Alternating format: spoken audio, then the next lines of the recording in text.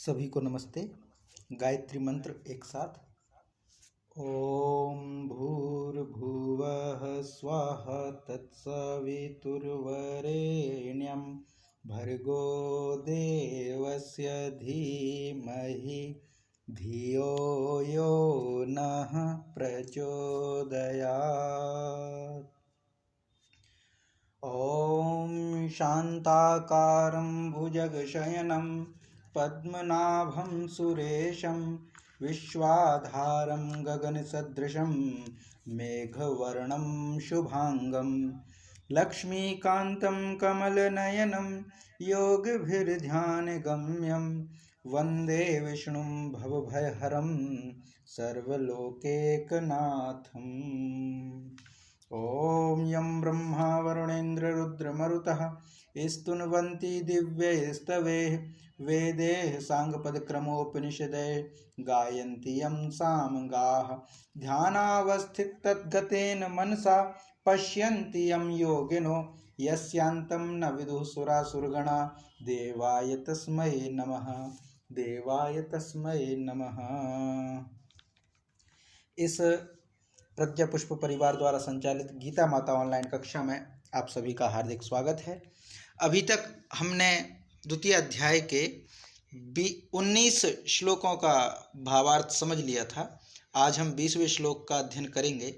तो भगवान श्री कृष्ण अर्जुन को समझा रहे हैं और 19 श्लोक तक उन्होंने समझाया है, जिसमें उन्होंने आत्मा की अमरता को और शरीर की नश्वरता को, अर्थात शरीर नाशवान है, यह उन्होंने समझा चुके थे। तो आखिरी जो सूत्र था, आखिरी जो श्लोक था, जिसमें भगवान श्री कृष्ण अर्जुन को समझा रहे थे कि य एनम वेत्ति हंतारम यश्चेनम मन्यते हतम उभौ तौ न विजानीतो नायम हंति न हन्यते। य एनम वेत्ति हंतारम, जो इस आत्मा को मारने वाला समझता, हंतारम वेत्ति मारने वाला समझता है, चा अर्थात और, यह मन्यते हतम और जो इसको मरा हुआ मानता है, उभौ तौ न विजानी तो दोनों ही, जो मरा हुआ समझता है या जो मारने वाला समझता है, वो दोनों ही नहीं जानते, न विजानी तो अर्थात नहीं जानते हैं, नायम हंति न हन्यते, यह आत्मा ना तो मरती है और ना ही ये किसी को मारती है। यहाँ तक विषय पूरा हो गया था। अब आगे जो है अगला इसमें बताते हैं आत्मा के विषय में। तो इसमें क्या है, न जायते म्रियते वा कदाचि नायम भूत्वा भविता न भूयः न वा भविता वा न भूयः अजो नित्यः शाश्वतो यम पुराणो न हन्यते हन्यमाने शरीरे। अब ये आत्मा की अमरता का, यानी आत्मा का जो आत्म रूप है, जो 6 विकारों से रहित है, 6 विकारों से रहित है, उस आत्मा के विषय में बताया गया है कि न जायते म्रियते वा कदाचित, अर्थात अयम आत्मा, अयम अर्थात यह आत्मा, कदाचित अर्थात कभी भी, किसी भी काल में, न जायते ना तो जन्म लेती है, म्रियते और ना ही मरती है, कदाचित अर्थात कभी भी। और फिर कदाचित ना अयम, कदाचिन नायम है ना, इसका अगर हम देखें आते हैं, हाँ, कदाचित ना अयम, ना अयम अर्थात यह नहीं, जायते म्रियते, ना तो यह किसी काल में जन्म लेती है, ना ही किसी काल में यह मरती है। कौन? आत्मा। आत्मा के विषय में ज्ञान दे रहे हैं अर्जुन को, आत्मा का ज्ञान और बाह्य जगत का ज्ञान, दोनों का ज्ञान करा रहे हैं। अर्थात जिसको हम कहेंगे कि ब्रह्म सत्य जगन मिथ्या, तो ब्रह्म और जगत, ब्रह्म और जगत, तो ब्रह्म अर्थात आत्मा, जगत माने ये नश्वर शरीर, भौतिक चराचर जो हमें दिखाई देता है। तो भगवान श्री कृष्ण अर्जुन को वो दृष्टि प्रदान करते हैं जिससे वो दोनों में भिन्नता कर पाए, दोनों के अंतर को जान पाए कि क्या ब्रह्म है और क्या जगत है। तो ब्रह्म के विषय में अर्थात आत्मा के विषय में अर्जुन को भगवान श्री कृष्ण कहते हैं, ना जायते, ना तो जन्म लेता है, ना म्रियते और ना ही मरता है, कदाचित कभी भी, अयम यह आत्मा, अयम न जायते न म्रियते कदाचित, यह आत्मा ना तो कभी जन्म लेता है ना ही मरता है। और फिर क्या कहा गया है, भूत्वा भविता न वा भूयः, न भूत्वा भूयः भविता अर्थात ना तो ये उत्पन्न होकर फिर होने वाला है, जब जन्म ही नहीं लेता तो मरेगा ही नहीं, और जब मरेगा ही नहीं तो जन्म कैसे लेगा। अर्थात जो मरता ही नहीं है वो जन्म कैसे लेगा, जो हुआ ही नहीं है, जो हुआ ही नहीं है तो वो कैसे जो है फिर दोबारा होने वाला होगा। अर्थात इसको समझे कि न भूत्वा भूयः, न हो करके फिर होता है, भवित माने ना तो ये हो करके दोबारा होने वाला है। अयम अजह, यह आत्मा जो है, अयम अर्थात यह आत्मा, अजह, अजह अर्थात ज माने जन्मना और अज माने जो जन्म ना लेता हो, अजह। जह माने जिसका जन्म हो, जा का अर्थ जन्म से है, तो अजह अर्थात जन्म लेना, नहीं जह माने जन्म लेना। जैसे पंकजह, पंक में जन्म ले तो वो पंकज, नीर में जन्म ले वो नीरज, और जल में जन्म ले वो जलज, और जो जन्म ही ना ले वो अज, अजन्मा जिसको हम कहें तो अज है वो। ठीक है, तो अयम अजह, फिर है नित्यः, नित्यः माने नित्य माने जो कल भी था आज भी है कल भी रहेगा, नित्यता है, निरंतरता जिसकी है। और शाश्वतः, शाश्वत है माने सनातन है। और पुराणः, पुराणः माने पुरातन भी है, पुरातन माने पुराने से पुराना है और नए से नया है, यह अजन्मा है, यह नित्य है। ये सब बातें आत्मा के विषय में कही गई हैं। अर्थात हमने क्या जाना अभी आत्मा के विषय में कि ना जायते म्रियते वा कदाचित, ना तो यह आत्मा जन्म लेती है, ना ही यह आत्मा कभी मरती है। ना अयम भूत्वा भविता न भूयः, यह ना तो हो करके फिर होने वाला है, ऐसा तो नहीं कि पहले हो गया था अब फिर होगा, ऐसा तो है नहीं। और फिर कहते हैं अजो, यह आत्मा जो है ये अज है, अजन्मा मतलब जन्म लेने बिना, अजन्मा जिसको हम कहते हैं अजन्मा है, नित्य है, शाश्वत है और पुराण है। पुराण माने पुरातन है, सनातन है, निरंतर है, अजन्मा है यह आत्मा। फिर आगे क्या कहते हैं, शरीरे हन्यमाने न हन्यते, शरीरे हन्यमाने शरीर के मारे जाने पर, शरीरे हन्यमाने शरीर के मारे जाने पर न हन्यते, यह नहीं मरती है, शरीर के मरने पर भी यह नहीं मरती है। अब ये बात अर्जुन के लिए भगवान श्री कृष्ण कहते हैं, ये आत्मा के विषय में, अर्थात हम आत्मा की विशेषताओं को जान रहे हैं। और जब ये अर्जुन से कह रहे हैं, इसका अर्थात वो भारतवर्ष से कह रहे हैं, वो पूरी मानवता को ये समझाना चाहते हैं कि ये जो शरीर है वो तो हन्य माने शरीरे नायम हन्ति, नाम नायम हन्यते माने शरीर के मारे जाने पर यह आत्मा मरती नहीं है, ना तो इसका मृत्यु होती है ना ही इसका जन्म होता है, क्योंकि यह तो अज है, नित्य है, शाश्वत है, पुराण है। तो हमें भी उसी आत्मा की उपासना करना चाहिए, इस शरीर के मोह को कम करके, इस शरीर की आसक्ति को कम करके हमें उसी पुरातन, सनातन, नित्य, अजन्मी आत्मा की ही उपासना करना चाहिए, आत्मा को ही जानना चाहिए। और आत्मा का अंतर नहीं होता, सबकी आत्मा समान, सभी हम सब एक समान। जो ब्रह्म को जान ले, जो अर्जुन के लिए सिखाई गई इस बात को जान ले, वो मानव मानव में भेद कर ही नहीं सकता। क्यों? क्योंकि सब घट में पानी तो एक ही है। ये हमारा घट है जिसका हमने नाम पुष्पेंद्र दे दिया है, सामने वाले का दूसरा घट है उसका नाम कुछ और दे दिया है, पर अंत में जो जल है, जो अंश है, जो ब्रह्म है, वो तो एक ही है। एको ब्रह्म द्वितीयो नास्ति, एक ही ब्रह्म है, दूसरा तो है ही नहीं। और जो ब्रह्म है वो न जायते न म्रियते व कदाचित, ना तो ये जन्म लेता है ना ही कभी मरता है। अयम भूत्वा भविता न भूयः, यह होकर के भी फिर होने वाला नहीं है। अजो नित्यः शाश्वतो यम पुराणो, यह तो अजन्मा है, नित्य है, शाश्वत है और पुरातन है। ना हन्यते हन्यमाने शरीरे, और किसी के शरीर के मारे जाने पर भी यह आत्मा न मरने वाला है। ये आत्मा के विषय में जब कह दिया तो अब कहने का अर्थ यह है, भगवान श्री कृष्ण अर्जुन को यही कहते हैं कि भाई तुम ये शरीरों को देख करके अपना संबंध जोड़ रहे हो, शरीरों को देख करके अगर संबंध जोड़ रहे हो तो ये तो नाशवान है, आज नहीं तो कल ये मरने ही वाले हैं। और जिस आत्मा से अगर तुम संबंध जोड़ना चाहो तो आत्मा तो कभी जन्म ही नहीं लेती, कभी मरती ही नहीं है।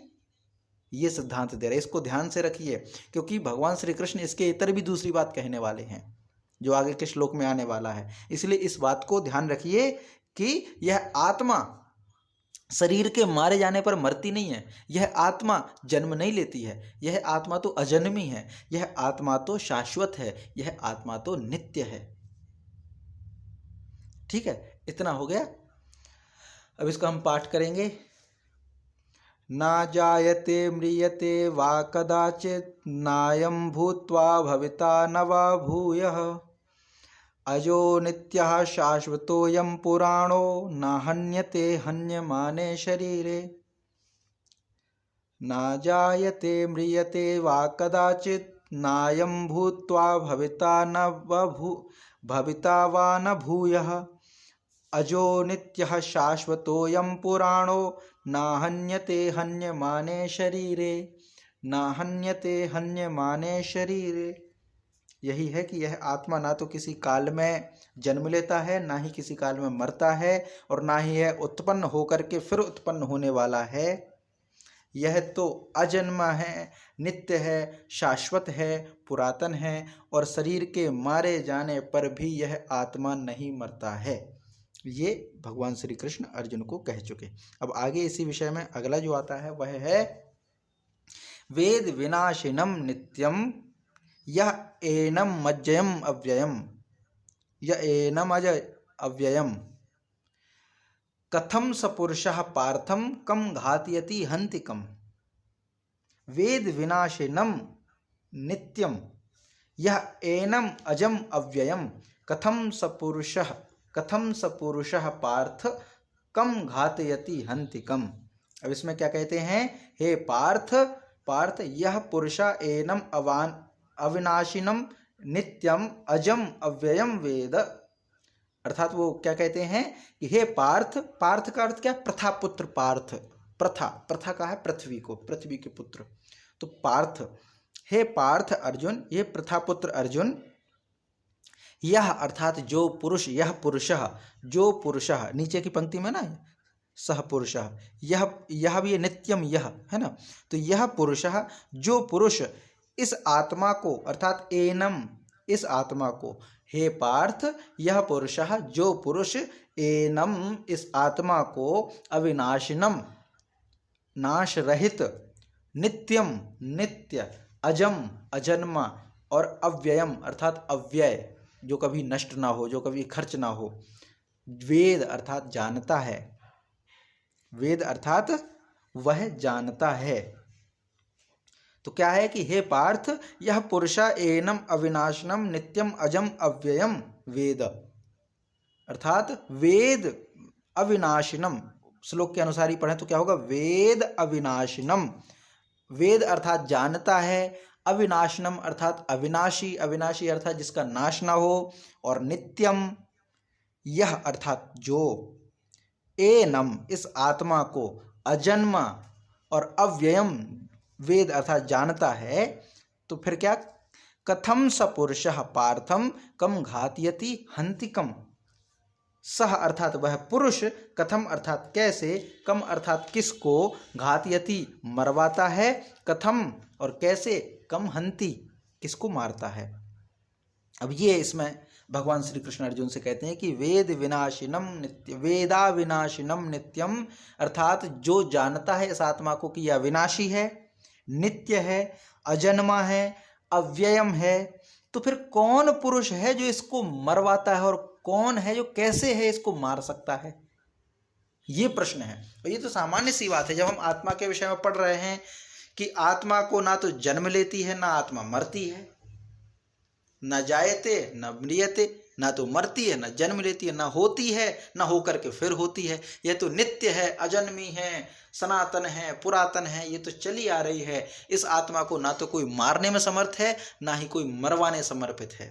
और जब मारने मरवाने में समर्थ नहीं है, तो फिर जो व्यक्ति ये सब जानता है, हे अर्जुन, जो व्यक्ति इस बात को जानता है कि आत्मा को ना तो मारा जा सकता है, ना ही जन्म दिया जा सकता है, यह तो अजन्मा है, अमर है, शाश्वत है, नित्य है, अविनाशी है, तो कथम अर्थात कैसे, सपुरुषः वह पुरुष, कम किसको, घातयति मरवाता है, हन्ति कम और किसको मारता है। ये बात बिल्कुल सही। जब हमें पता है भाई कि आत्मा को कोई मार ही नहीं सकता, आत्मा तो अजन्मी है, निरंतर है, तो फिर कौन ऐसा बेवकूफ़ होगा जो उसको मारने की हिम्मत करेगा, कौन ऐसा बेवकूफ़ होगा जो मारने की कोशिश करेगा। क्योंकि जब पता ही है कि मार ही नहीं सकते, तो ऐसे बेवकूफ़ी का काम करेगा कौन। ये है यहाँ पर। तो इतना स्पष्ट हुआ। इसको हम पढ़ेंगे, पाठ करेंगे, उसके बाद फिर हम आगे बढ़ेंगे इसी विषय के साथ। इसका हम, और कोई प्रश्न हो, संदेह हो तो श्लोक समझने के बाद या पाठ के समय आप कह सकते हैं। तो इसको हम विषय जैसे समझ में ना आया तो उसको दोबारा हम कर सकते हैं, या फिर कोई प्रश्न हो तो श्लोक वाइज भी हम कर सकते हैं प्रश्न, फिर आगे भी बढ़ सकते हैं, ताकि वो रिलेशन बना रहे, वो विषय वस्तु से हम जुड़े रहें, उसमें कोई अंतर ना आए, इसलिए। तो ये जो श्लोक है इसका हम पाठ करेंगे। वेदा विनाशिनम नित्यम यह एनम मजम अव्ययम कथम सपुरुषः पार्थ कम घातयति हन्तिकम। वेदा विनाशिनम नित्यम य एनम मजम अव्ययम कथम सपुरुषः पार्थ कम घातयति हन्तिकम। कम घातयति हन्तिकम, कम घातयति हन्तिकम। ये हो गया। अब आगे है, बहुत प्रसिद्ध श्लोक है। अब इसी की बात को कहते हैं, अभी हमने आत्मा से जुड़ी हुई दो विषय को हमने समझ लिया, दो विषयों को हमने लगातार आत्मा के विषय में जान लिया कि आत्मा को, दो क्या और पहले से भी हम जानते आ रहे हैं कि आत्मा तो अजन्मी है, निरंतर है, और शरीर नाशवान है। फिर ये प्रक्रिया मरना और जीना है क्या? ये क्या होता है कि जन्म लिया छोटे बच्चे ने और फिर वो बड़ा होता है, ये क्या प्रक्रिया है? इसके विषय में क्या कहें, क्या बात है?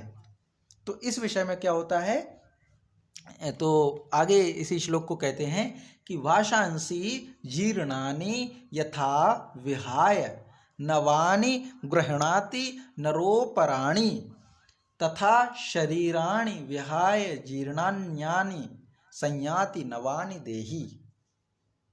ये है वासांसी जीर्णानि, वासांसी अर्थात कपड़े यानी वस्त्र, जीर्णानि और वासांसी अर्थात कपड़े, और कैसे कपड़े? जीर्णानि, पुराने कपड़े, जीर्णानि वासांसी यानी पुराने कपड़े, विहाय यथा विहाय जैसे त्याग करके, पुराने कपड़ों को जैसे त्याग करके, नवानि गृह्णाति नए कपड़े धारण करते हैं, नरो अपराणि, नरह माने मनुष्य, अपराणि माने दूसरे। तो कैसे कहेंगे? वाशांसी जीर्णानि यानी कपड़े जो कि पुराने हैं, कपड़े, पुराने कपड़े यथा विहाय त्याग करके, नवानि गृह्णानि नए ग्रहण करता है मनुष्य, है ना। माने पुराने कपड़ों को त्याग करके मनुष्य जब दूसरे नए कपड़ों को धारण करता है, वैसे ही तथा देही जीर्णानि शरीराणि, देही अर्थात आत्मा, जो देह में निवास करे वो देही, तो वही देही यानी वही आत्मा क्या करती है? देही जीर्णानि शरीराणि विहाय, पुराने शरीर को त्याग करके, अन्यानि नवानि संयाति दूसरे नए शरीर को प्राप्त करती है। यही जो है जन्म है। जन्म और मृत्यु का अंतर उन्होंने बताया। जन्म और मृत्यु का अंतर यही है कि वासांस जीर्णानि यथा विहाय, और बहुत प्रसिद्ध भी है ये, और मृत्यु के विषय में ये कहा भी जाता है। जब भी इसके विषय में चर्चा होती है तो यही बातें होती हैं कि वाशांसि जीर्णानि यथा विहाय, वाशांसि जीर्णानि यथा विहाय नवानि गृह्णानि नरोपराणि तथा शरीराणि विहाय जीर्णानि अन्यानि संयाति नवानि देहि। देहि अर्थात जीवात्मा, जो देह में विचरण करे, जो देह में निवास करे, वो जीवात्मा है, उसको हम जीवात्मा कहते हैं। तो जिस प्रकार ये तो वैसे भी सरल है इसकी व्याख्या भी, जैसे कोई व्यक्ति पुराने कपड़ों को त्याग करके नए कपड़े धारण करता है, जैसे कोई एक व्यक्ति है जो पुराने कपड़ों को त्याग देता है। जीर्णानि वस्त्राणि, जीर्णानि अर्थात पुराने, वस्त्राणि अर्थात वस्त्रों को, कपड़ों को। तो वासांसी अर्थात कपड़ों को, कैसे कपड़े? जीर्णानि। तो जीर्णानि वासांसी यथा विहाय, जीर्णानि अर्थात पुराने कपड़ों को जैसे त्याग करके, थोड़ा रुकिएगा, लैपटॉप से इसको कनेक्ट कर दें, एक दूसरे उससे स्क्रीन शेयर हो रही थी।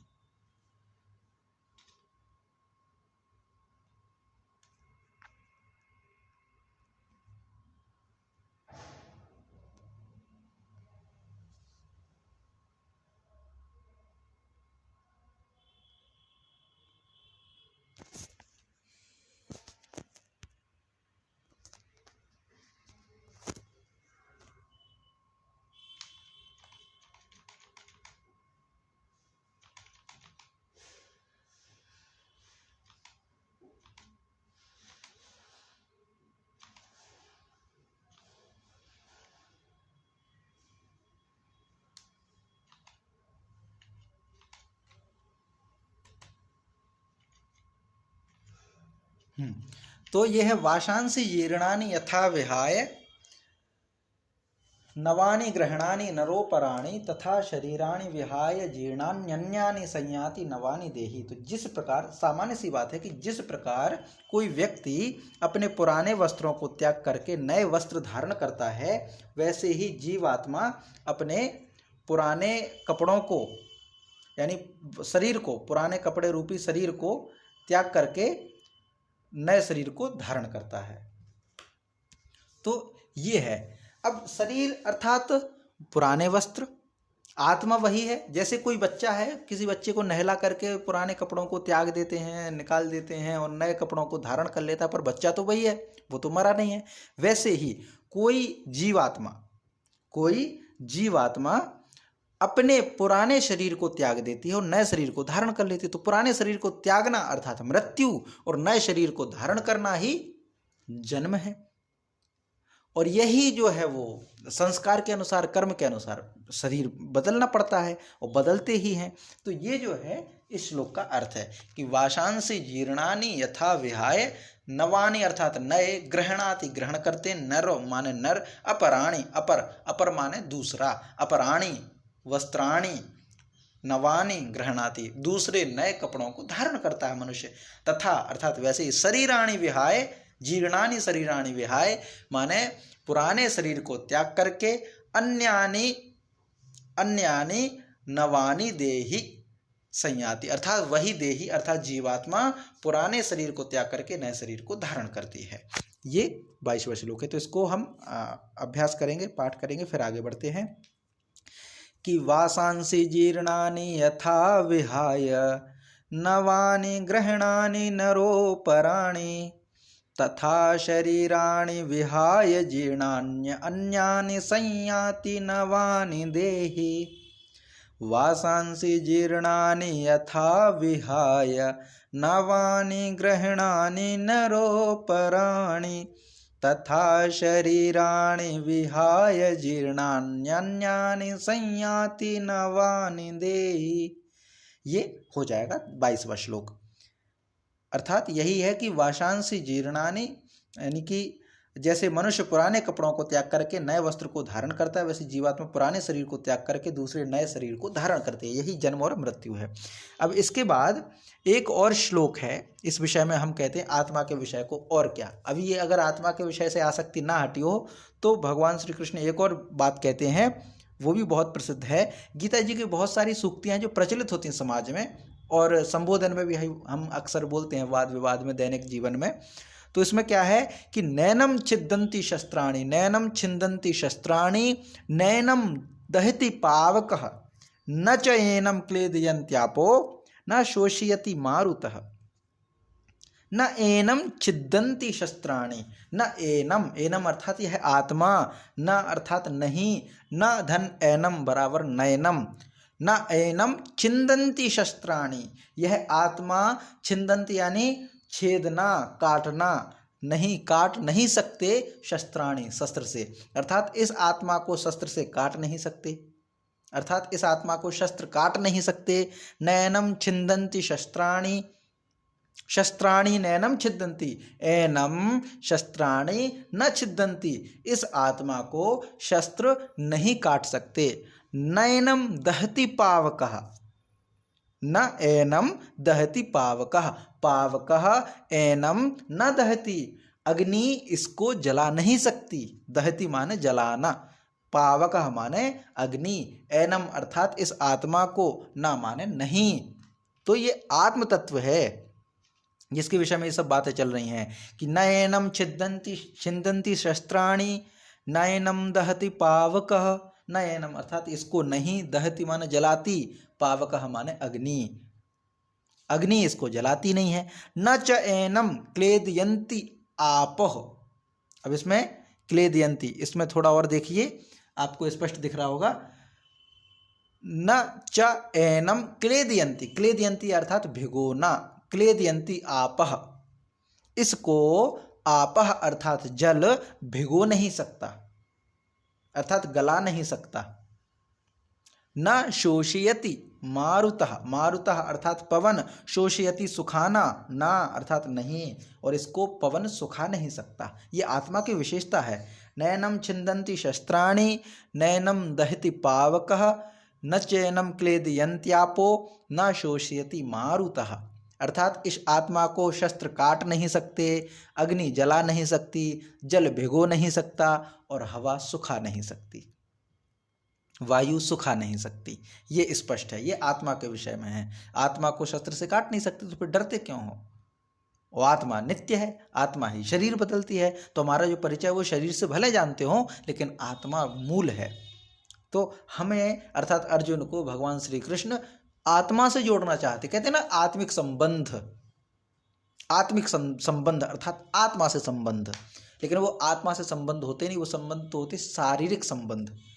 क्योंकि आत्मीय परिजन ही शरीर के मर जाने पर ज़्यादा रोते हैं, ज़्यादा कष्ट पाते हैं। आत्मीय परिजन को ही ज़्यादा मरने पर कष्ट होता है। क्यों? अरे भाई तुम तो आत्मा से जुड़े थे, और आत्मा से जुड़े थे तो आत्मा तो मरती नहीं है, और मरती नहीं तो मुक्त हो गई, वो तो शरीर को त्याग दिया। लेकिन नहीं, आत्मीय परिजन वही जो आत्मा के मरने पर, क्षम्यताम, शरीर के मरने पर दुखी होते हैं। ये अपवाद के रूप में है, द्वंद्व है यहाँ पर। तो इस आत्मा को शस्त्र काट नहीं सकते, आग जला नहीं सकती, और पानी भिगो नहीं सकता, और हवा सुखा नहीं सकती। तो इसको हम एक बार पाठ करेंगे, फिर आगे बढ़ेंगे। नैनम छिन्दन्ति शस्त्राणि, नैनम दहति पावकः, न चैनम क्लेदयन्त्यापो, न शोषयति मारुतः। नैनम छिन्दन्ति शस्त्राणि, नैनम दहति पावकः, न चैनम क्लेदयन्त्यापो, न शोषयति मारुतः, न शोषयति मारुतः। अब आगे इसी विषय को पढ़ेंगे।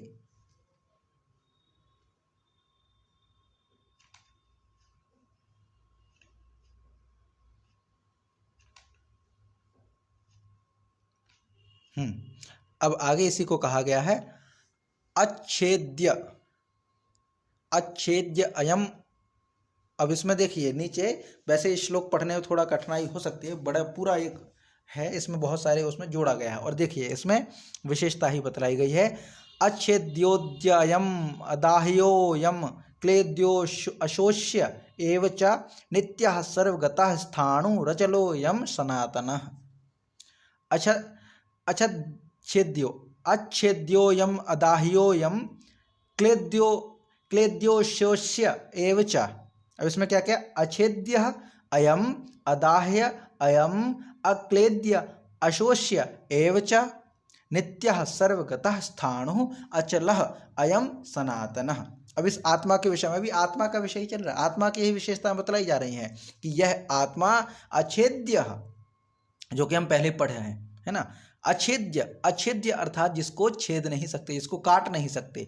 तो अयम अर्थात अयम से अभिप्राय यह आत्मा, अयम अर्थात यह आत्मा, अछेद्य अर्थात छेद नहीं सकते इसको, अयम यह आत्मा, अदाह्य, अदाह्य अर्थात जिसको जला नहीं सकते, दहन नहीं कर सकते। तो अयम अछेद्य, यह आत्मा अछेद्य है। अयम अदाह्य, यह आत्मा अदाह्य है। अक्लेद्य, अक्लेद्य अर्थात यह कैसी है?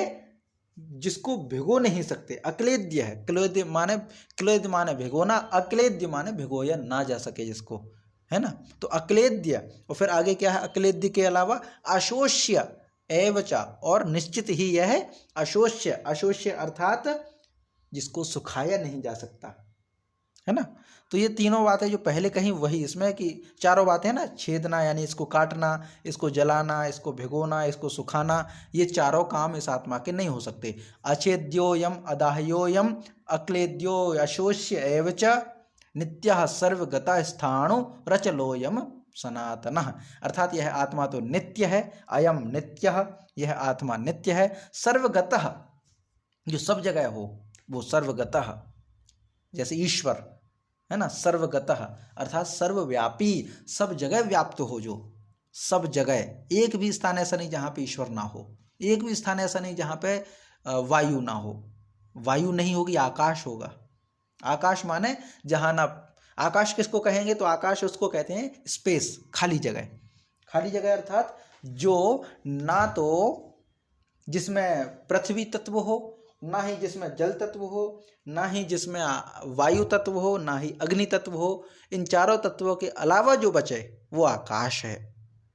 तो इस पूरे संसार में कोई तो ऐसी दुनिया, ऐसा वो मतलब एक भी स्थान ऐसा नहीं जहां पर यह आत्मा, यह ब्रह्म व्याप्त ना हो, अर्थात सर्वव्यापी। सर्वस्मिन व्याप्तः यह स सर्वव्यापी, जो सबके अंदर व्याप्त है वही सर्वव्यापी है। तो अयम अर्थात यह आत्मा नित्यः, नित्य है यानी हमेशा रहने वाली है। सर्वगतः अर्थात सब जगह व्याप्त है। अचलः, अचलः अर्थात स्थिर है। अचलः अर्थात स्थिर है। स्थाणु है ना, अचलः स्थाणु, अचलः स्थाणु। अचल माने चलने वाली नहीं है और स्थाणु माने स्थिर रहने वाली है।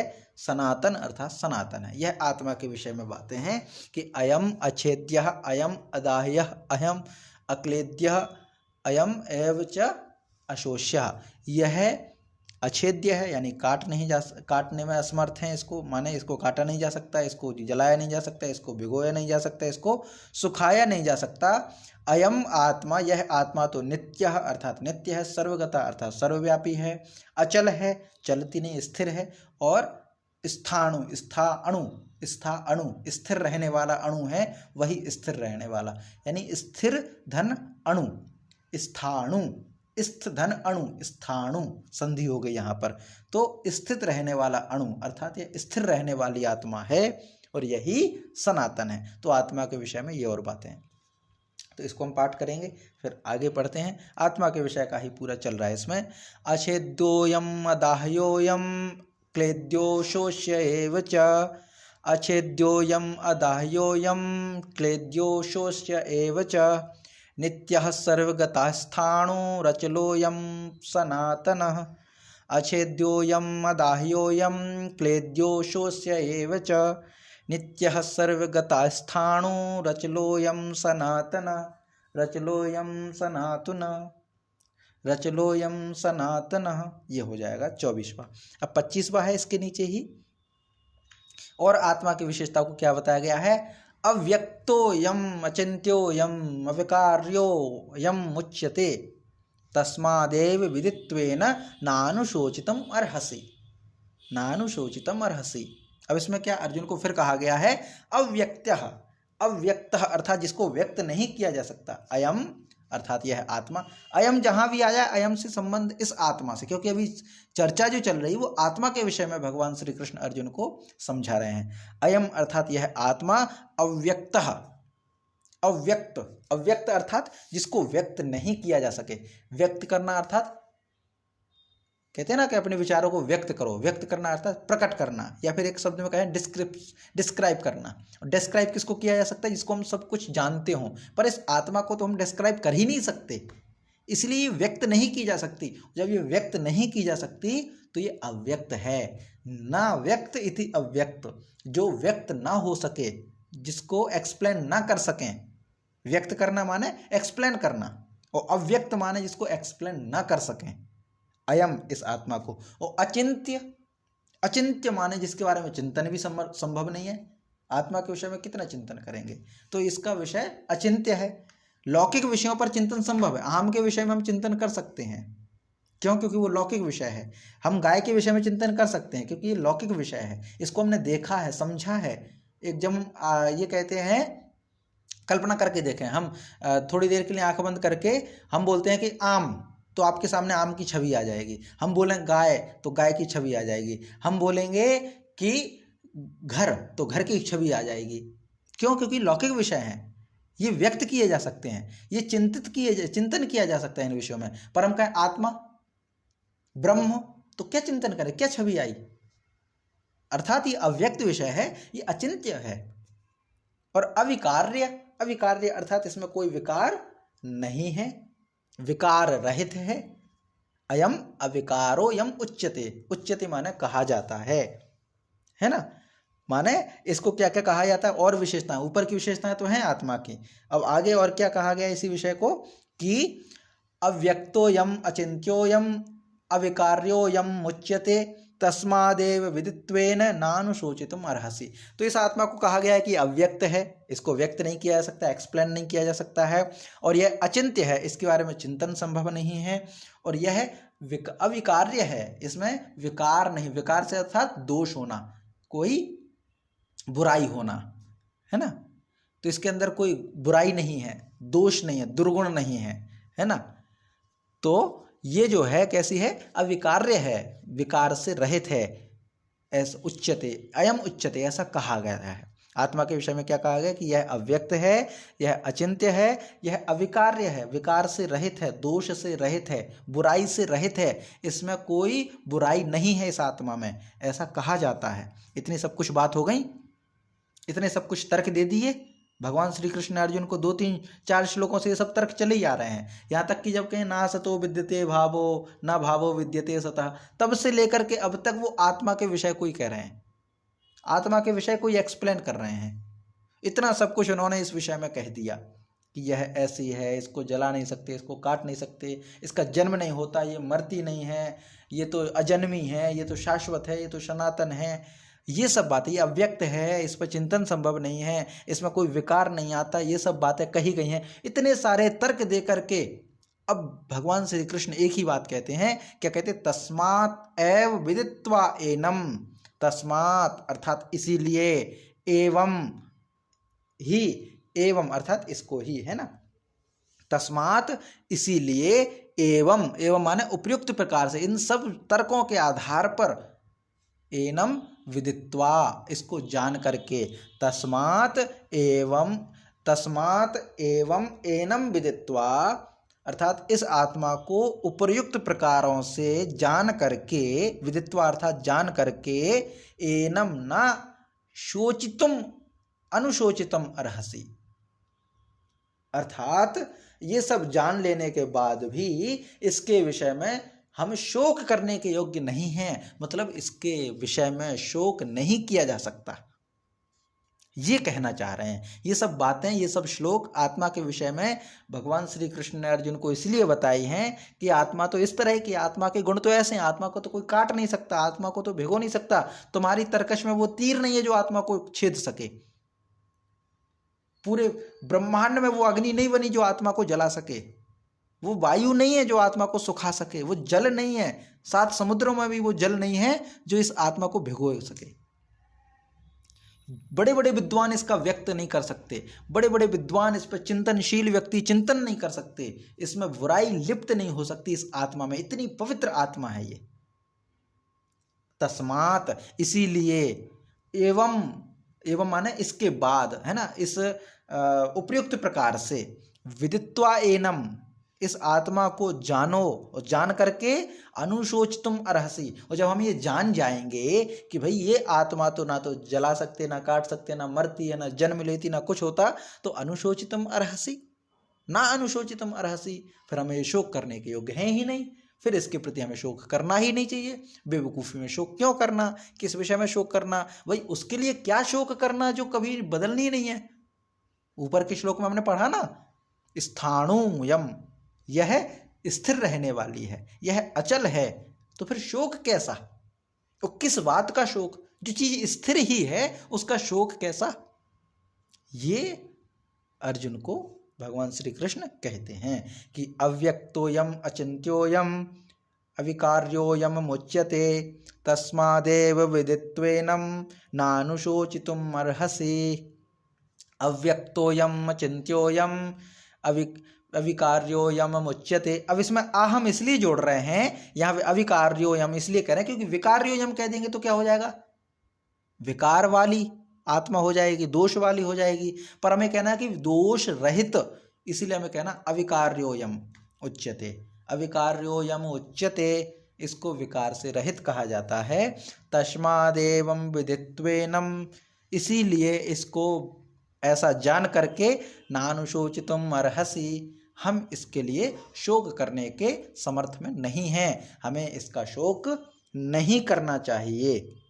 ये इतना हो गया आत्मा के विषय में, एक पूरा टॉपिक यहाँ पर स्पष्ट होता है। अब दूसरी बात यहाँ से स्पष्ट होती है, एक तर्क भी भगवान श्री कृष्ण ने दिया है आत्मा के विषय में।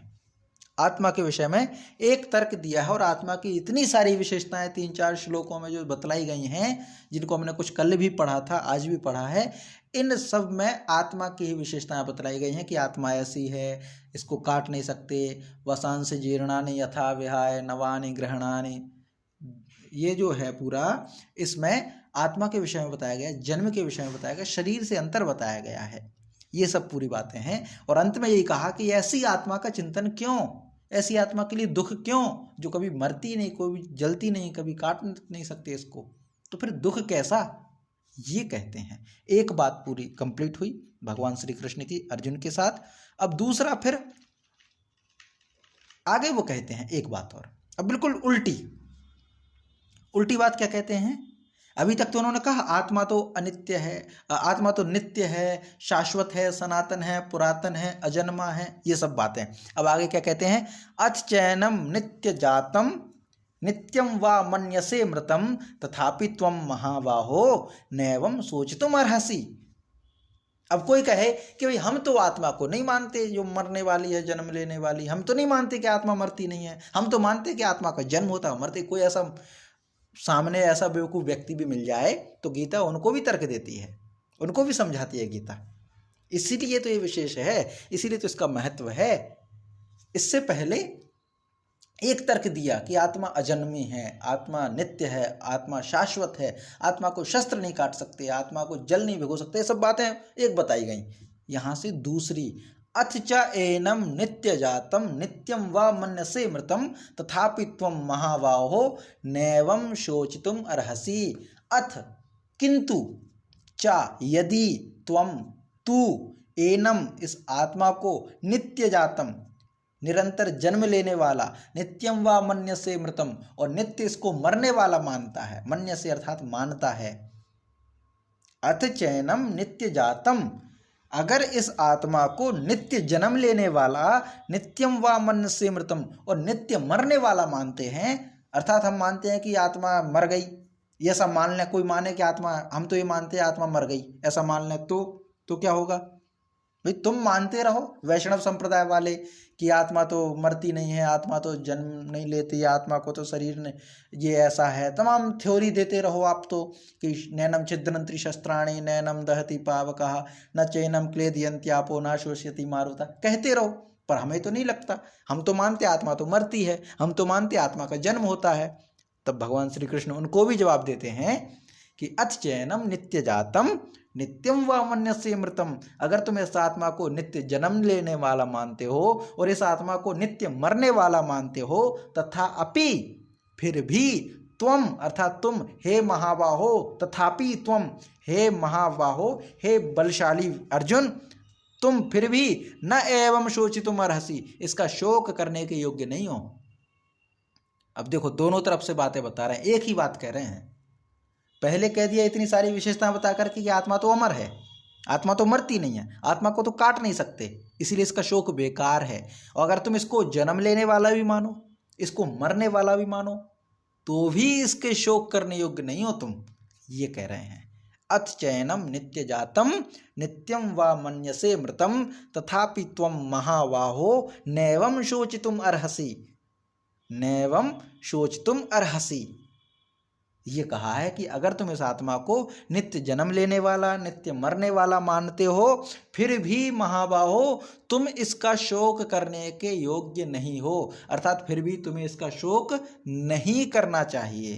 अब क्यों नहीं करना चाहिए, इसका उत्तर अगले श्लोक में मिलेगा, इसका हम पाठ करते हैं।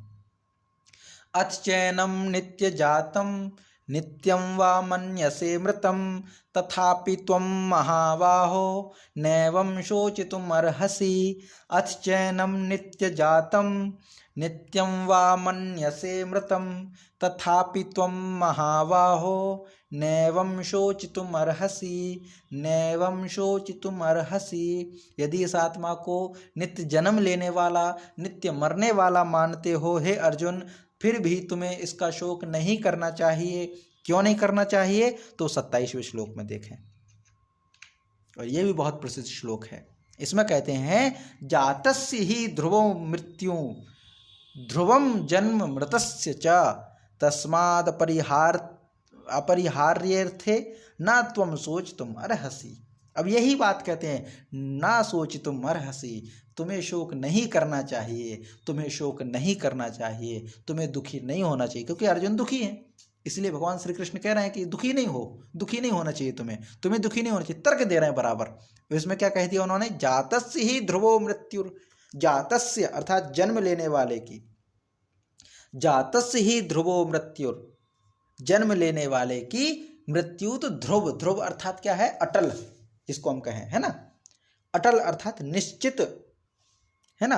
पहले ऊपर क्या कहा कि तुम्हें, अगर इस आत्मा को पहले के उससे रिलेट करके चलेंगे, पहले क्या कहा कि अगर तुम इस आत्मा को जन्म लेने वाला और मरने वाला मानते हो तो भी तुम्हें इसका दुख नहीं करना चाहिए। तो क्यों नहीं करना चाहिए, क्योंकि ही अर्थात क्योंकि जातस्य मृत्युर्ध्रुवो, अर्थात जातस्य ध्रुवो मृत्यु, जन्म लेने वाले की मृत्यु तो निश्चित है। जातस्य अर्थात जन्म लेने वाले की मृत्यु ध्रुव, ध्रुव अर्थात निश्चित है, इसीलिए तुम्हें शोक नहीं करना चाहिए। और फिर आगे कहते हैं ध्रुवम जन्म मृतस्य च, और जो मर गया उसका जन्म भी निश्चित है। दोनों ही बातें कह रहे हैं, जातस्य ही ध्रुवो मृत्युर ध्रुवम जन्म मृतस्य च, और मरने वाले का जन्म भी निश्चित है। ऐसा तो हो नहीं सकता कि जन्म ले लिया उसको मरने ना दें, और ना ही ऐसा हो सकता कि जो मर गया उसको जन्म ना लेने दें। पुनर्जन्म की थ्योरी दे रहे हैं यहाँ पर, जातस्य ही ध्रुवो मृत्युर ध्रुवम जन्म मृतस्य च। यही तो पुनर्जन्म की थ्योरी है कि जिसका जन्म हुआ है उसकी मृत्यु निश्चित, और जिसकी मृत्यु निश्चित उसका फिर से जन्म निश्चित। ये दोनों बातें। फिर आगे कहते हैं तस्माद् अपरिहार्ये अर्थे, तस्मात् अपरिहार्ये अर्थे ना त्वम सोचितुम अर्हसि। तस्मात् अर्थात इसलिए, अपरिहार्य, अपरिहार्य, परिहार्य माने, परिहार्य माने जिसको दूर किया जा सके, जिसका कोई समाधान किया जा सके, और अपरिहार्य अर्थात जिसका समाधान ही ना किया सके। हम कहते हैं ना, जब कोई कक्षा नहीं चल पाती तो हम क्या कहते हैं, अपरिहार्य कारण के, अपरिहार्य कारणों के चलते कक्षा निरस्त की जाती। अपरिहार्य अर्थात जिसको दूर ना किया जा सके, जिसको दूर ना किया जा सके। तस्मात् अपरिहार्य अर्थे, अर्थ अर्थात कारण अर्थात विषय, इसीलिए इस जिसको बदला नहीं जा सकता, जिसको दूर नहीं किया जा सकता, जिसका कोई उपाय नहीं किया जा सकता, इस विषय में ना त्वम शोचितुम अर्हसि, इसमें चिंतन मत करो। भाई जिसके विषय में कोई समाधान है ही नहीं उसका वर्णन क्यों। अब बारिश हो रही है, अब अकेला व्यक्ति क्या करे, रोए चिल्लाए गाए कुछ भी करे, तो बारिश को क्या करोगे तुम, रोक सकते हो क्या? बारिश को रोकना तो संभव है ही नहीं। या तो तुम इतनी कलाबाजियां जानते हो, या तो इतनी सिद्धियां प्राप्त हो आपको कि आपकी जो है वरुण देवता पर गति हो, सिद्धि प्राप्त हो, अपनी इच्छा में मुट्ठी में बंद रखो, तब तो ठीक है। पर जो प्रकृति का नियम है उसमें आप क्या कर सकते हो, आप तो विवश हो। तो इसीलिए अपरिहार्य अर्थे, अर्थ अर्थात विषय में, और ऐसे विषय में जो अपरिहार्य हो, जिसके विषय में कोई उपाय ही नहीं किया जा सके, उसके विषय में ना त्वम सोचितुम अर्हसि, उसके विषय में चिंतन कर करके दुखी नहीं होना चाहिए। और ये सही बात है, जिस विषय को हम दूर ना कर सकें, जिस विषय में कोई समाधान है ही नहीं, उसके विषय में चिंतन खत्म। अब अपने यहाँ पे दो थ्योरी चलती हैं, इसमें हम क्या सीख ले सकते हैं, अपने यहाँ पर दो थ्योरी चलती हैं। एक, हो ही जोई राम रचि राखा, होगा वही जो राम ने लिख दिया।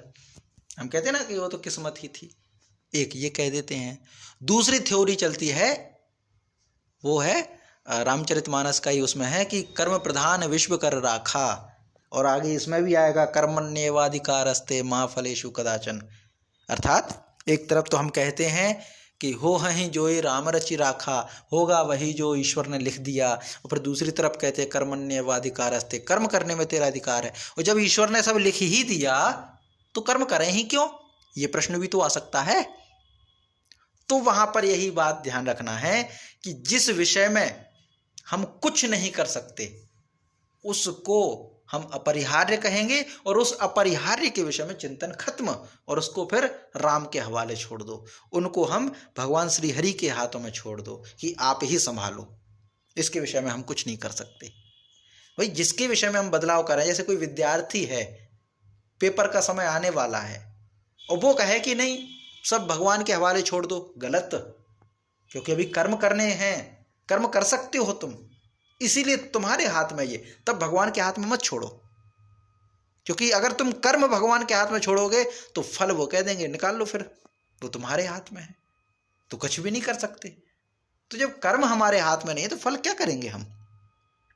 तो इसलिए कर्म करो, कर्म व्यक्ति के हाथ में होना चाहिए। यहां पर कर्म करने की, कर्मण्य होने की थ्योरी काम में आएगी, और जिस विषय में हमारा कोई हस्तक्षेप नहीं हो सकता, जिस विषय में हमारा कोई हस्तक्षेप नहीं हो सकता, उस विषय को हम कहें कि हो है जो ये राम रचि राखा, होगा वही जो राम ने लिख दिया। अब हमारा जन्म भाई हमारे हाथ में था क्या?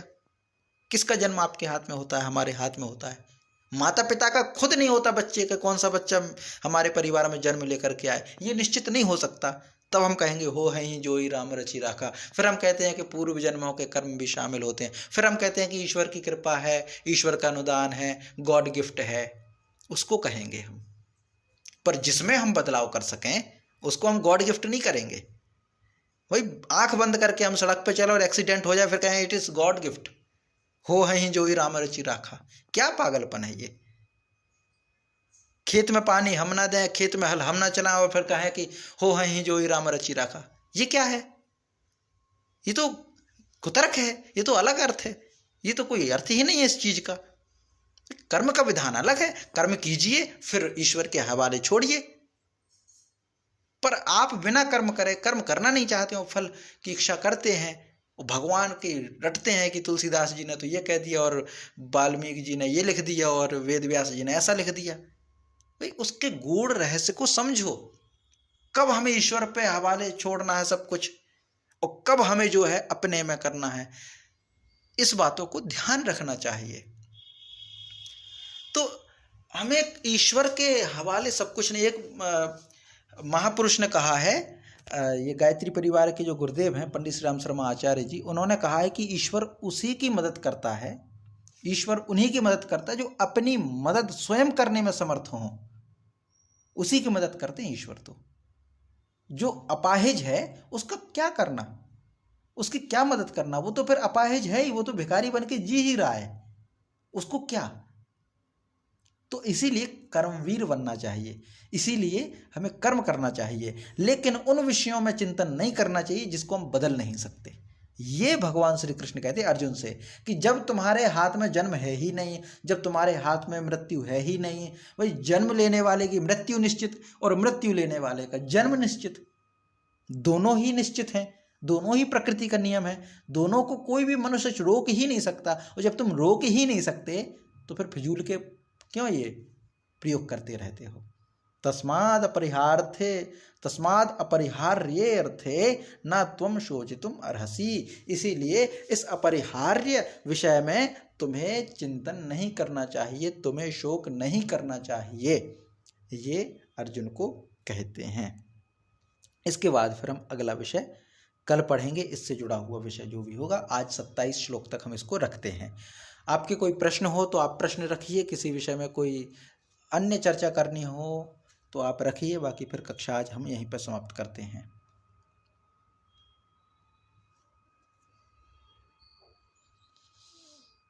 जी शांति पाठ करेंगे। ओम सहनाववतु सहनौ भुनक्तु सह वीर्यं करवावहै तेजस्विनावधीतमस्तु मा विद्विषावहै। ओम शांति शांति शांति।